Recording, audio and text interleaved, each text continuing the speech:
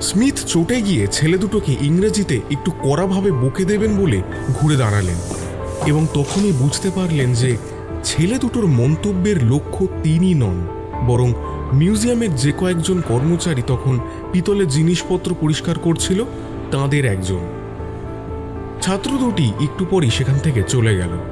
তখন স্মিথ বিশেষ মনোযোগ দিয়ে ওই কর্মচারীকে লক্ষ্য করলেন।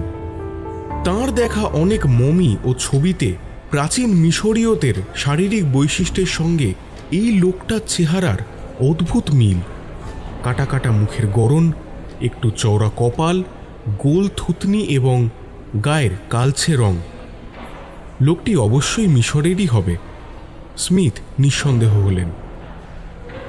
আলাপ করবেন ভেবে লোকটির দিকে একটু এগিয়ে গিয়ে স্মিথ প্রায় শিউরে উঠলেন ওকে দেখে।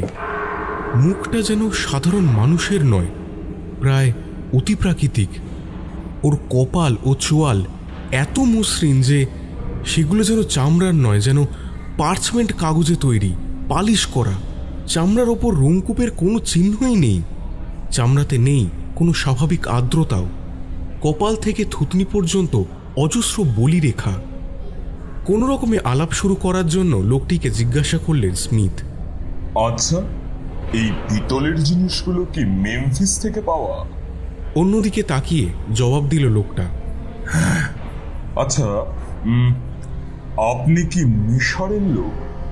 লোকটা এবার পূর্ণ দৃষ্টিতে তাকালো স্মিথের দিকে। তার চোখ দুটো যেন কাঁচ দিয়ে তৈরি, সেই সঙ্গে একটা শুকনো চকচকে ভাব। মানুষের চোখ যে এইরকম হতে পারে তা স্মিথের ধারণার বাইরে। দৃষ্টির গভীরে যেন ভয় ও ঘৃণার যুগপৎ ছাপ। না, আমি ফ্রান্সেরই বলে লোকটা নিজের কাজে মন দিল। খানিকটা বিস্ময় বিহ্বল হয়েই স্মিথ পাশের ঘরে গিয়ে একটা নিভৃত কোণে চেয়ারে বসে তার গবেষণার কাজ শুরু করলেন। কিন্তু কাজ করবেন কি?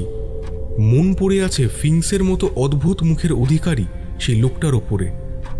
চোখ দুটো যেন কুমির বা সাপের চোখের মতো, এমন একটা চকচকে ভাব। কিন্তু সেই চোখে শক্তি ও প্রজ্ঞার ছাপও আছে, আর আছে অপরিসীম ক্লান্তি ও হতাশার অভিব্যক্তি।